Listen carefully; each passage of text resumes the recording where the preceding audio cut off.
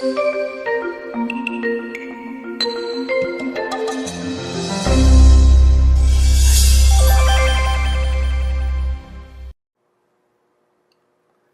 ka ganyan ngayon?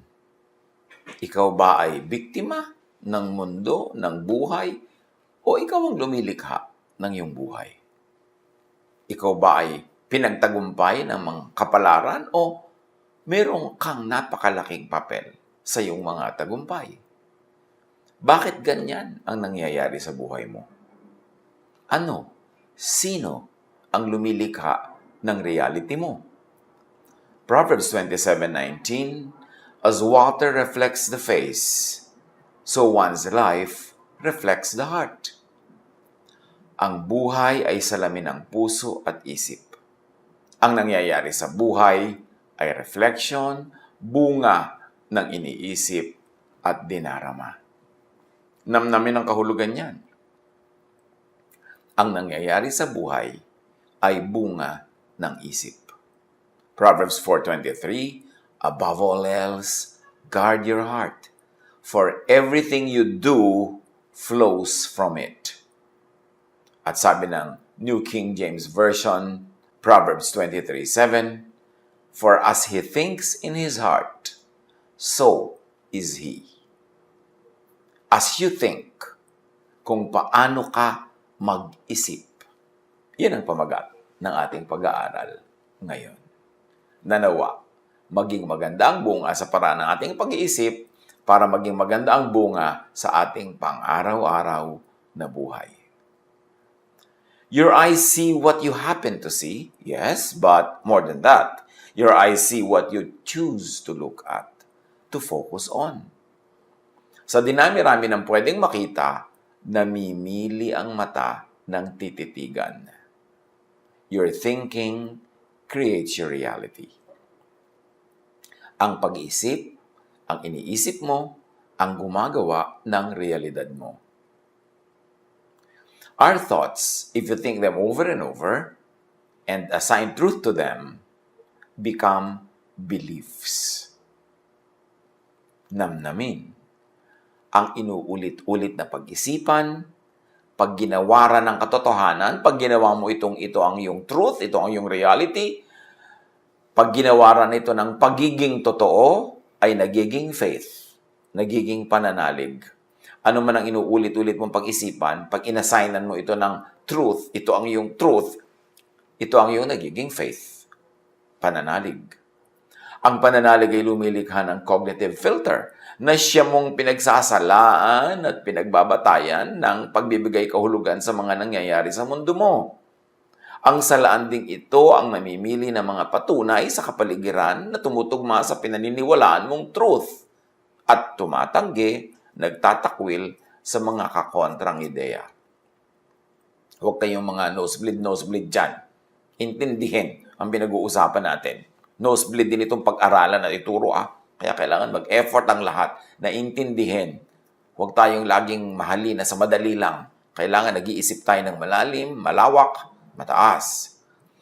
Pagka mayroon kang pinaniwalaan, pag lagi mong iniisip ang isang bagay, at ito'y pinaniwalaan mo na, inassign mo na ito na yun ang truth, dahil laging paulit-ulit, di mo tinanggihan, in fact, niyakap mo, naging truth mo na, lahat ngayon ang tingin mo sa buong mundo, ito ang panala mo kung ano ang tama at mali, kung ano ang tatanggapin mo at ire-reject, kasi nag-assign ka na ng truth sa iyong paniniwala. Kaya dapat bantayan kung anong pinaniniwalaan, kung anong dinidinig, at kung anong gagawin mong, this is my truth. Kasi yun ang magiging salaan mo sa lahat-lahat ng bagay. Dahil sa selective filtering system ng brain, tinatawag na priming, that works on activation-inhibition model, pag ang isip ay primed by a certain belief to look for something, pinagsasarahan nito ang mga kakontrang neural networks. Kaya mahihirapan kang makita ang patunay na kontra sa nauna o dati ng paniniwala. Pag kinondisyon mo ng utak mo kung anong katotohanan, pag tinanggap mo ng ito ang katotohanan, at ito na ang iyong naging pananalig, pati sarili mong utak ay mabubulag na, hindi na niya makikita ang mga patunay na kontra doon sa pinaniwalaan mo na. Kaya mahirap kausap ang religious person at ang very political ang utak. Kasi pag nag-decide na siya na yung narinig niya, yung napaulit-ulit yung narinig, nakita, na yun na ang totoo, yun na ang reality, kahit pa tapunan mo ng liwanag to the contrary, kahit pa yung kakontrang ideya nito ay ubod ng linaw, maliwanag pa sa sikat ng araw sa tanghaling tapat, hindi na ito makikita ng isip. Pinagsasarahan ito ng sarili nating isip. Ang ating isip ang magpapalaya sa atin at ang ating isip din ang nagiging kulungan ng ating buong pagkatao, pananaw at buhay. That's why people who are depressed see a more depressing world. It's also why you are so convinced that your view of the world is the truth. Ito rin ang sanhi, kaya ang tao ay kumbinsido na ang pananaw niya ang siyang tanging katotohanan. Kasi sa katatanggap niya ng tinanggap niya, kauulit-ulit nito at pag-a-assign niya dito ng ito yung truth, nagsara na ang utak niya sa ibang ideya, lalo ka kontra doon sa niyakap na niyang ideya. Kaya napakahalaga na laging nire-review ang ating pinaniniwalaan, ang ating pinaninindigan. What most people don't realize is that they are participating in creating their own version of the truth. Pero akala nila, yun na lang ang kaisa-isang truth. Kaya dapat pag-ingatan ang iniisip at dinarama. Malamang na pag pinaulit-ulit ito, yan ang magiging reality or truth mo. At yan ang ginagawa ng maraming organized religions, of course. Paulit-ulit. Indoctrination. Almost brainwashing. At kung bata ka pa, nagsimula na ito nadidinig mo sa school, sa church, sa pamilya, ito na ang magiging truth mo. Kaya iba-ibang parts of the world, iba-iba ang truth ng mga tao, nagyagyara-gyara, nagpapatayan for the truth. At ano yung the truth na yon? Yung truth na tinanggap nila sa kanilang isip. At tinatanggihan na ng kanilang isip yung ibang bagay kahit ubod ng linaw na tama yun.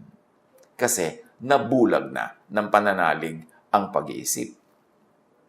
Proverbs 4:23, above all else, guard your heart, for everything you do flows from it. Guard your mind, guard your belief, guard your idea, because everything you will do will be shaped by your belief. Proverbs 6:14, who plots evil with deceit in his heart, he always stirs up conflict. Mula sa isip, tungo sa salita at sa gawa. Pagka deceitful at quarrelsome yung isip, ang action niya magiging deceitful and quarrelsome. Natural. Proverbs 27:19, as water reflects the face, so one's life reflects the heart. Ang buhay ay salamin ng puso at ng isip. Ang nangyayari sa buhay ay reflection, bunga lang ng iniisip at dinarama. Nandyan ka dahil inisip mong dapat ay nandyan ka at inisip mong pupunta ka dyan. Nandyan ka dahil pinaniwalaan mong yan ang best para sa'yo. Nanalig ka, so ginagawa mo. Psalm 139:23, search me, God, and know my heart. Test me and know my anxious thoughts.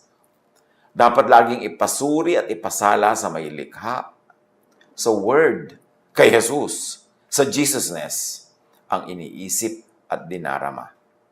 Maraming tao, sobrang nakondisyonan na sila na Pharisees ang tama. Kaya pag tinuruan mo ng Jesusness, nire-reject si Jesus. Sobrang nakondisyon na sila na law ang umiiral. So pag tinuruan mo ng grace, ayaw tanggapin. Sobrang nakondisyon na sila na they are hopelessly sinful. Pag tinuruan mo ng restoration and forgiveness of God, hindi makayang tanggapin. Kaya laging guilty pa rin at nagpapagilty pa rin sa iba. Kasi ang indoctrination ng religion ay talaga namang non-stop. Mula bata, from cradle to the grave, idinidikdik sa iyo ang doktrina ng isang grupo na inaniban mo o inaniban na yung mga magulang. Kaya mga tao nagyagyera-gyera, ang dami naging patayan dahil sa religion.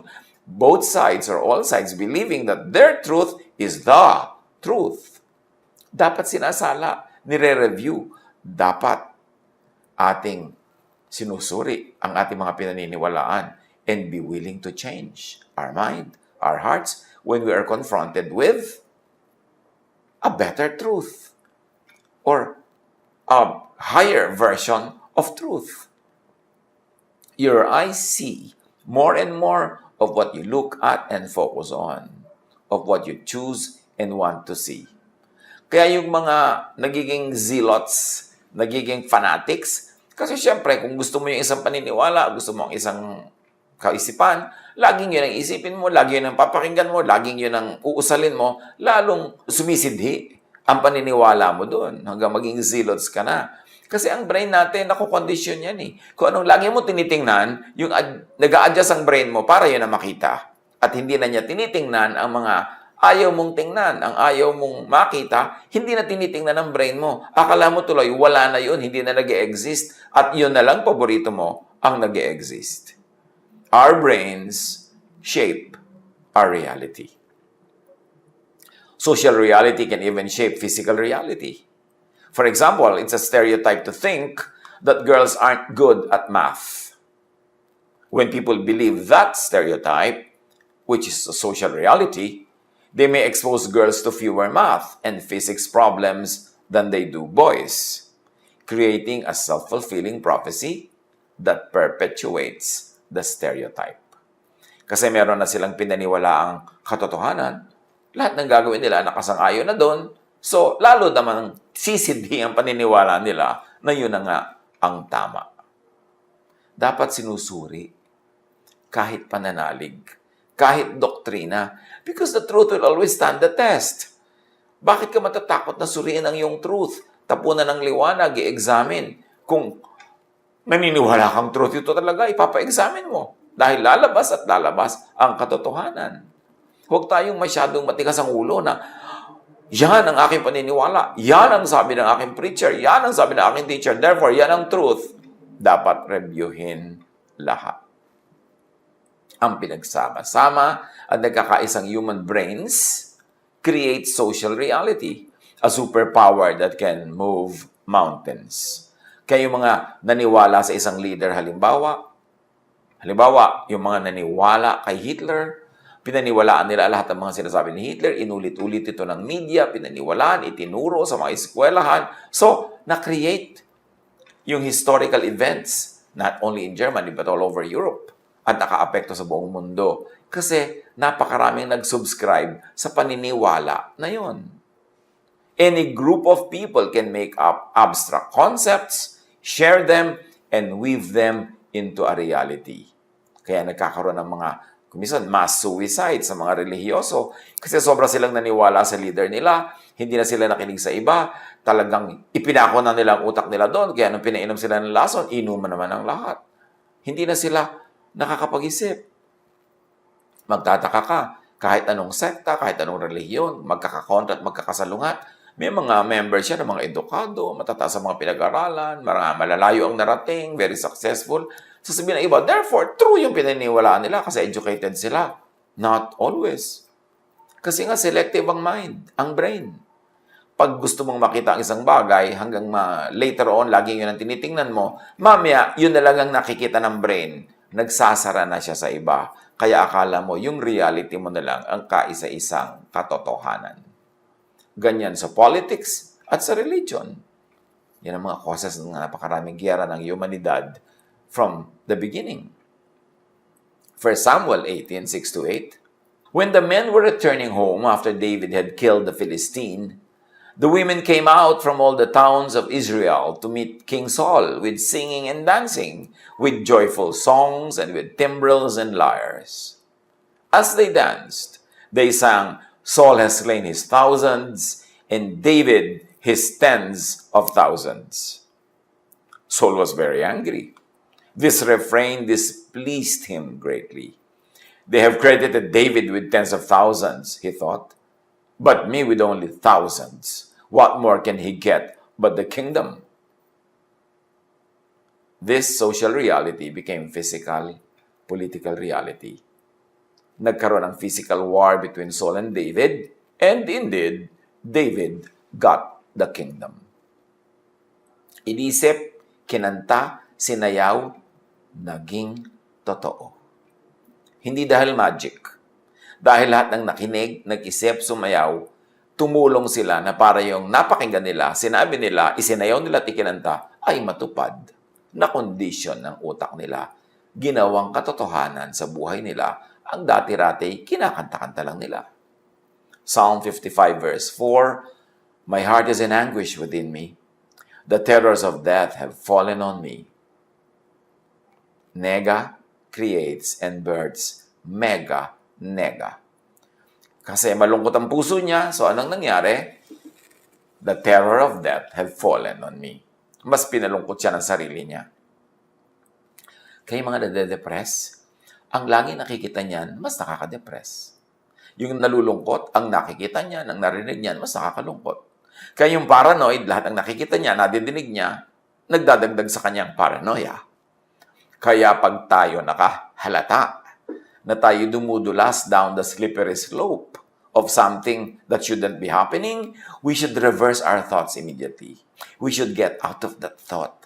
Nalulungkot ka na, alisin mo na yung nakakalungkot na tugtog, nakakalungkot na ilaw, nakakalungkot na mga bagay, alisin mo na yung nakakalungkot na mga alaala para hindi ka tuloy-tuloy ang lamunin ng lungkot. Nagagalit ka na, maghahanap ka pa ng mas nakakagalit, makikinig ka pa sa mga sulsol, magagalit ka na magagalit, hanggang maging mamamatay tao ka na niyan. Ganon din yung love Yung romantic love. Pagka nag-decide ka na ay lovable ang taong ito, attractive siya.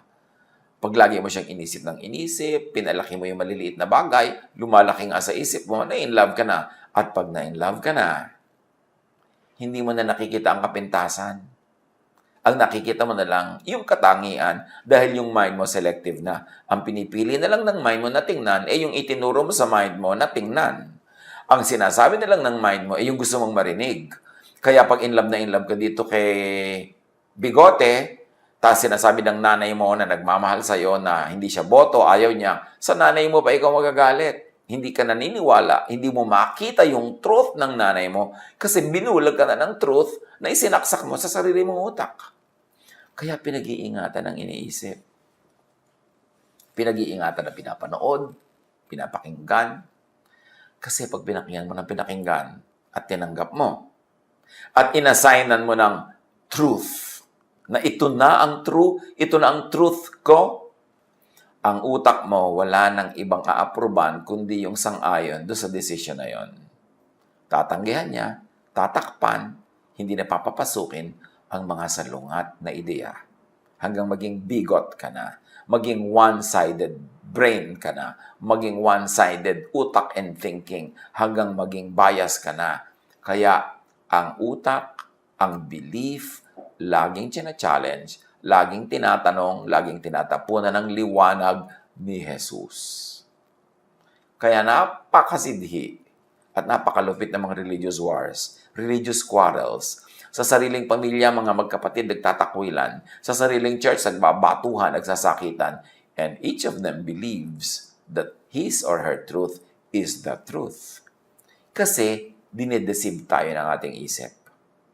Una, ikaw ang nangyayari, ikaw ang nakakapangyari, pinapasunod mo yung isip mo, pero mamaya yung isip mo na ang kokontrol. Kasi nalaman na niya yung cue mo. Nalaman na niya kung anong gusto mo. Yun na ngayon ang ibibigay sa'yo. Yung gusto mo nang makita ang makikita mo.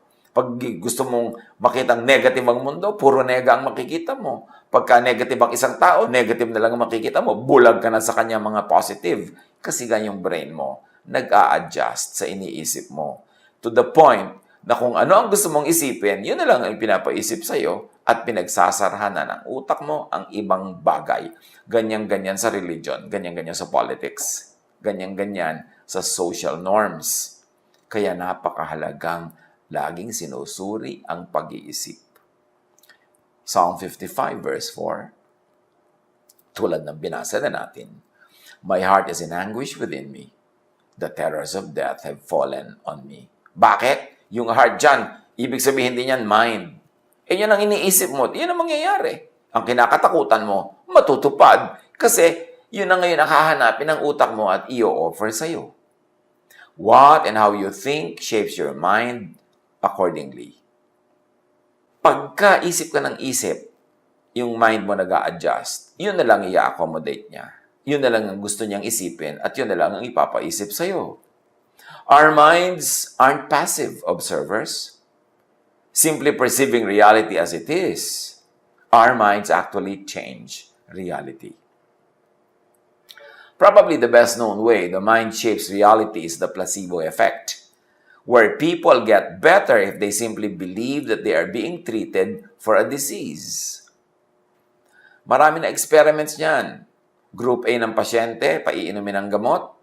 Group B, paiinumin ng hindi tunay na gamot. Isa lang na neutral something, whatever it is, pero pinaniniwala silang gamot ang iniinom nila. At pag naniwala sila doon, gumagaling nga. Ang laking bagay ang sinasabi ng mga experiments na yan, na ang iyong paniniwala nagiging totoo. Na napakamakapangyarihan ang pananalig. Kaya nga sabi ni Jesus, believe, command this mountain to throw itself into the sea, and it will. It will become your reality. Pain is highly responsive to each person's psychology and mindset. Those who expect worse pain, ruminate on it, think of it, and feel helpless about it, what's called pain catastrophizing, feel more intense pain, stay longer in hospitals after surgery, and often require more painkillers. Pag ang tao ay napakahiling mag-isip ng sakit, na siya ay masasakitin, na siya ay masasaktan, yun nga nangyayari. Ang tagal niyang gumaling. Pero yung nag-iisip na gagaling siya, nananalig, mayroong faith, mabilis gumaling, mabilis mag-respond sa medication. It's all in the mind. Pag lalong iniisip, pag lalong pinag-uusapan, lalong kinakatakutan, lalong nangyayari. Kaya hindi maganda yung mga lagi ang pinag-uusapan nyo, mga sakit. Pagka maraming tao, lalo seniors, pag nakita-kita na, wala pinag-uusapan kundi ali ang sakit nino. Nagpapaligsahan kung kaninong blood pressure ang mas mataas, kung kaninong blood sugar ang mas mataas, kung kaninong sakit ang mas malala. Kaya ayun, nagkakalubog-lubog din uli sa sakit. Pagka ang gusto nyo laging pag-usapan, kapintasan na inyong hipag, lalong nagagalit kayo sa kanya. At lalo siyang nagiging kapintas-pintas kasi yung reality ng utak nyo umaapekto sa mundo. Nagkakatotoo ang laging pinag-uusapan, lalo't pinaniniwalaan. Di ba? Faith moves mountains. Kahit negative faith. Pag naniwala kang hindi ka nagagaling, hindi ka nagagaling. Pag lagi niyong pinag-uusapan na, naku, maghihirap ang buhay, ang hirap ng buhay, ang hirap ng hanap buhay, ganun nga mangyayari. Yung mga may tindahan, pagka tinanong mo, magkano ang benta mo? Mahina, matumal. Siguro sa takot mautangan, sa takot na mahingan. Pero kasasabing matumal, mahina, ay tumutumal talaga, tumihina. Pero pagka maganda yung benta, ayaw sabihin, wow, malaki ang benta ko, tipak, marami ako ngayong benta. Sa takot na naman siguro mahingan. So, ang nangyayari, dahil hindi na pag-uusapan yung malaking benta at magandang negosyo, hindi na yun tinitingnan ng brain. Ayaw na uli yung makita, ang hahanapin na niya uli yung maliit na kita, yung maliit na benta, yung negative, at yun na naman ang matutupad sa buhay. Kaya dapat pag-ingatan kung ano ang iniisip, ang ipinaiisip sa kapwa, lalo sa bata. Kaya dapat pag-ingatan kung ano ang doctrine na isinisiksik sa utak ng nakikinig, kasi nagiging ganon siya. Bakit ang daming relihiyoso nagiging masama ang ugali? Nagiging judgmental, kasi yun ang lagi nadidinig mula sa preachers and teachers. Judgmentalism. Bakit marami mga relihiyoso nagiging mapaghiwalay sa kamag-anak, sa mga kaibigan? Kasi yun ang laging nadidinig. Nagiging totoo sa buhay nila ang kanilang nadirinig. Your mind is wired to be shaped by what you think of, by what you focus on, by what you search for. Kaya pag nag-decide ka na in love ka na kay Guwaping, ang hinahanap na lagi ng isip mo yung nakaka-in love, dire-reject niya yung mga nakakainis at mga mali. Kaya nabubulag ka sa pag-ibig. Kaya sinasabi nila, love is blind. Because now you decide what to see, you decide what to hear, you decide your reality, and once you have decided on it and you believe in it, and you assign it truth, it will happen. Yun ang himala, yun ang hiwaga, yun ang power ng pag-iisip. What you think, you will become. If you want to change the outside, you must first change the inside. You must change the attention of your thoughts because what you think directly influences how you feel.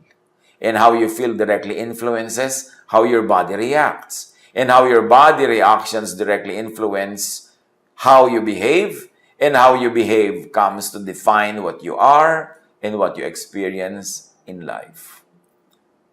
Totoo ang ini-imagine. Pag in-imagine mo ngayon na ang mahal mo sa buhay ay nagtataksil sa'yo, nagiinit na yung punong tainga mo, bumibilis na ang tibok ng iyong puso at ang iyong pulso, sumisikip na ang iyong paghinga, at humihirap na ang iyong pakiramdam. Imagination mo lang yon. Hindi pa yung nagaganap sa kanya. Pero pag naganap na sa isip mo, umaapekto na sa iyong katawan.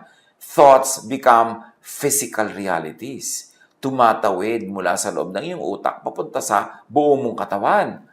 Kaya ang imagined things become real. Kung ano ang gusto mong maging real in your life, yun ang lagi mong isipin, yun ang lagi mong imaginin. Ganon din yung mga sexual desires. Pagka in-imagine mo na nakikipagtalik ka sa isang tao, lahat na ng mga sensations ng tunay na pakikipagtalik, mararamdaman mo na rin. Kasi nasa isip mo na. Pag iniisip, nagiging totoo sa physical world. Kaya dapat pag-ingatan ang iniisip. Pag inayos ang loob, aayos ang labas. Pag inayos ang isip, aayos ang mundo, aayos ang buhay. So nagsisimula ang lahat sa pag-iisip. Paano ka ba mag-isip? Optimistic, pessimistic, positive, negative? Mapaniwalain o ayaw maniwala? Paano? Thoughts, in and of themselves, have no power. It's only when we actively invest our attention into them that they begin to seem real. And when we engage with specific thoughts, we begin to feel the emotions that were triggered by these thoughts. We enter a new emotional state which then influences how we act. Pag inisip, nakakaapekto sa emosyon. Yung emosyon makakaapekto sa yung action. Kaya sa isip, nagsisimula ang lahat. Psalm 10:4, in his pride, the wicked man does not seek him. In all his thoughts, there is no room for God. Kaya merong believer at may hindi believer. Kauulit ng belief, nagiging belief. Kauulit ng unbelief, nagiging unbelief. Sa isip nagsisimula at nagwawakas ang lahat. Psalm 13:2. How long must I wrestle with my thoughts, and day after day have sorrow in my heart? How long will my enemy triumph over me? But the real enemy is within. The real enemy is the thought.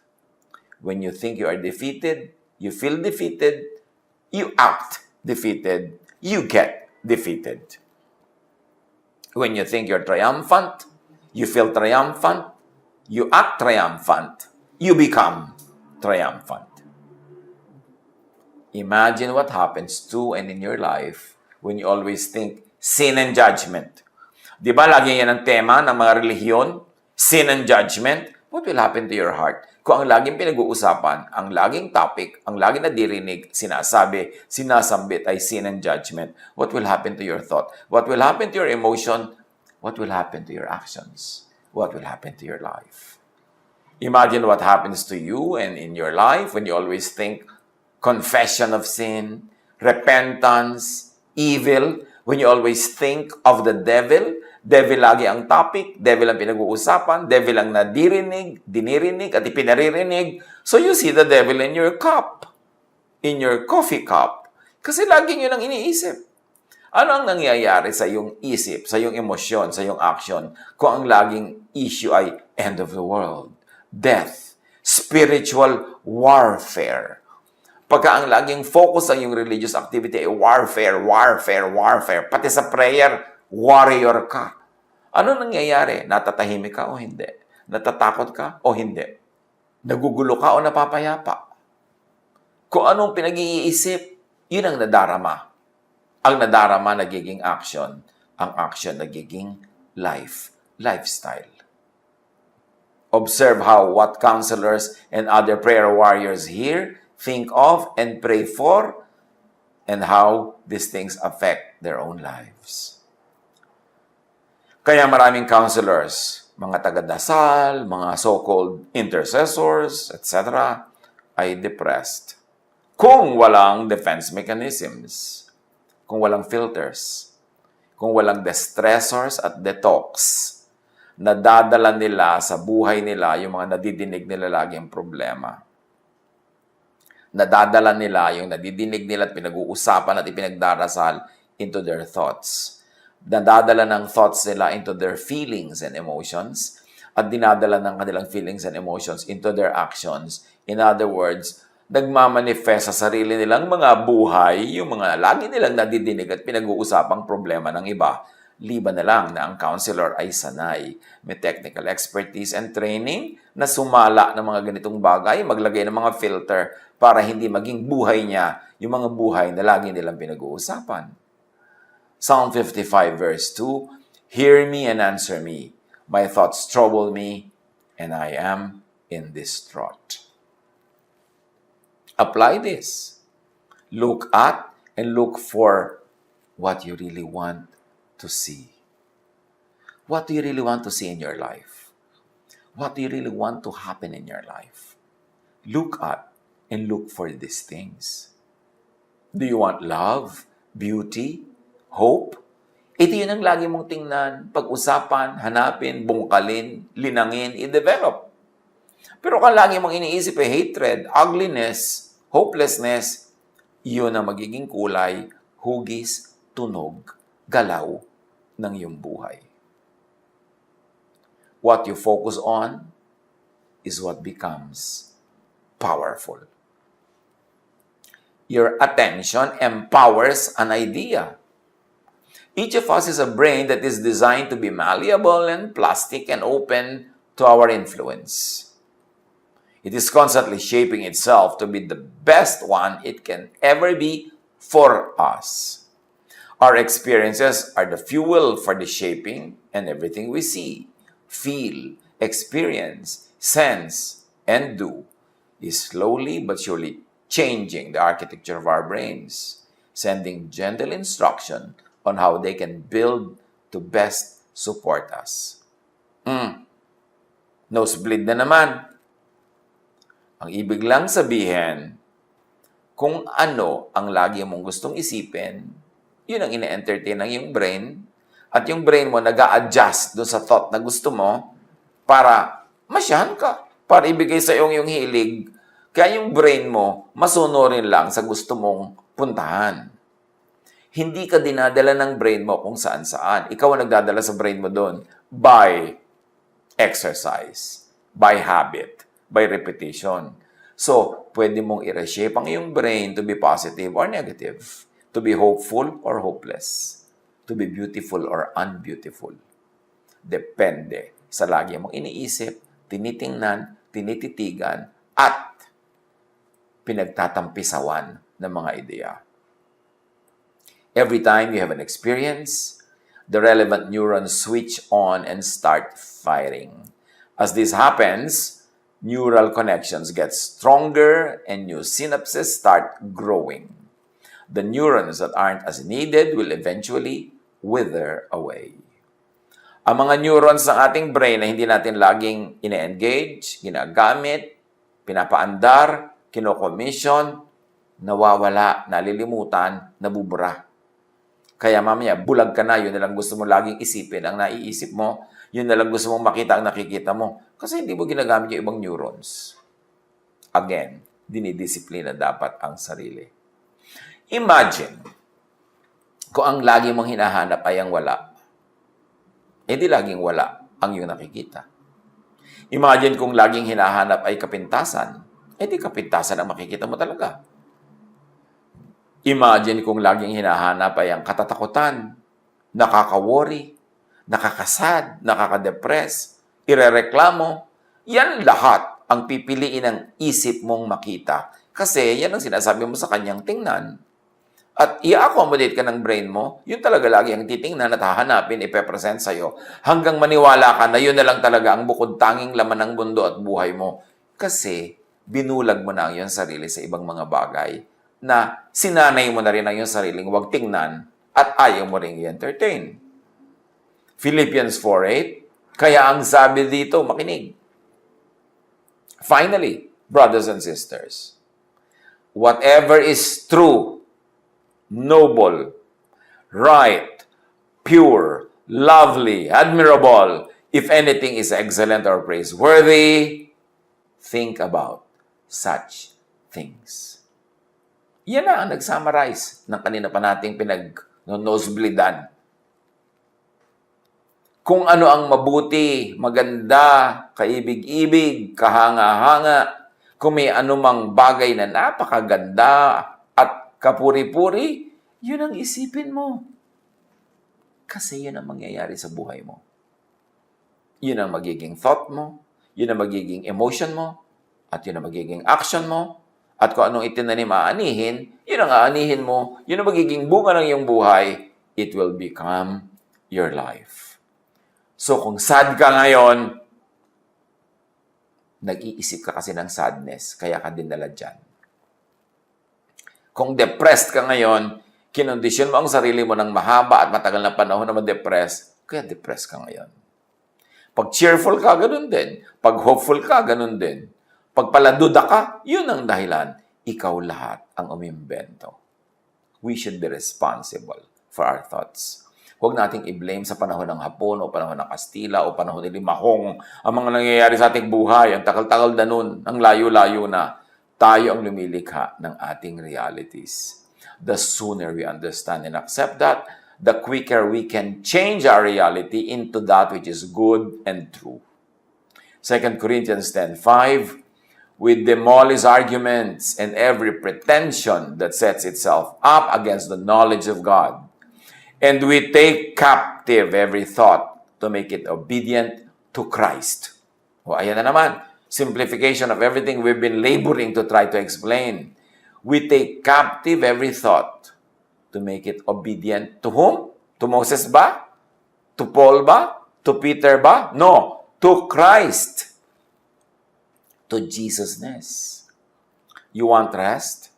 You want peace? You want love? You want restoration? Ino-offer lahat yan ni Jesus. Go to Jesus. Sabi niya, come to me all of you who are tired and heavy laden, and I'll give you rest. So rested ka ba ngayon? Kasi nag-isip ka, sumunod ka kay Jesus. Hindi ka rested, hindi ka bothered, kasi may iba kang iniisip. May iba kang nararamdaman, may iba tuloy nangyayari sa iyong buhay. Ganun lang, kasimple. Take every thought captive to Jesus. Sundin ang Jesus-ness. Para yung mga bunga ng Jesus-ness, yun ang anihin mo sa iyong buhay. To find it, to find more of it, to find more and more of it, think of the true, the truthful. Haggai 1:5, now this is what the Lord Almighty says, give careful thought to your ways. Think of good. Matthew 9:4, knowing their thoughts, Jesus said, why do you entertain evil thoughts in your hearts? Why do you entertain doubt? Why do you entertain fear? Why do you entertain judgment? Why are you entertaining all these things? They are affecting you. Think of the progressive. Kailangan umaasenso. 2 Corinthians 3:16-18, we are all being transformed into His image with ever-increasing glory. So ang ating pagbabago para mapaayon tayo sa imahe ni Jesus ay tuloy-tuloy, progressive. Hindi yung kung anong narinig mo, paniniwala mo, stand mo nung unang-unang narinig mo yan, noong panahon ni Kopong-Kopong, yung ka pa rin ngayon, walang nagbago, walang nag-increase na glory. Dapat nag-glorify ang Panginoon sa ating patuloy na pagbabago. And you grow by outgrowing something. You grow in the mind by outgrowing your old mind. You grow in thought by outgrowing your old thoughts. Huwag matakot magbago ng isip kasi pag hindi ka nagbago ng isip, mabobonsai ka o mafofossilize ka, you will never grow from glory to glory. Think of the helpful. the edifying, the enriching. Do not think nega. Luke 5:22. Jesus knew what they were thinking and asked, "Why are you thinking these things in your hearts?" See, lagi ang tinatanong ni Jesus, ba't yan ang iniisip mo? Ba't yan ang laman ng iyong puso? Think of the loving.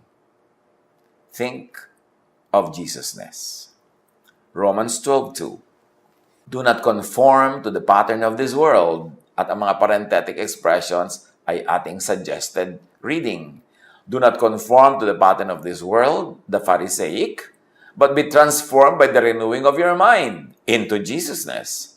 Then you will be able to test and approve what God's will is, His good, pleasing, and perfect will. Kay Jesus makinig. Sabi ng Ama, "This is my Son, with whom I am well pleased. Listen to Him." Ephesians 4:23, be made new in the attitude of your minds. What you want to change, you first have to change in your mind. Pag nagbago ng isip mo doon, susunod ang emotion, susunod ang action, susunod ang reality. Think of the restful. Sabi ni Jesus, "Come to me and I'll give you rest." Think Jesusness. Think of the peaceful. Sabi ni Jesus, "My peace I give to you." Think Jesusness. And do not make un-Jesus idols, yung mga kontra kay Jesus. Psalm 115:8, those who make them will be like them, and so will all who trust in them. Pagka ang idol mo ay law, judgment, yun ang magiging buhay mo. Shape ng iyong isip, at yun ang magmumulto sa'yo lagi. Look up to, think of, follow Jesus. Philippians 2:5. Have the same mindset as Christ Jesus. So mind na naman ang pinag-uusapan. Isip. Ang isip binabantayan. Hindi ito hinahayaan magpunta kung saan-saan na lang niya maisipan. Kasi may mga automatic na yung pupuntahan pag sinanay mo magpunta doon. 1 John 2:6, whoever says he abides in Him ought to walk in the same way in which He walked.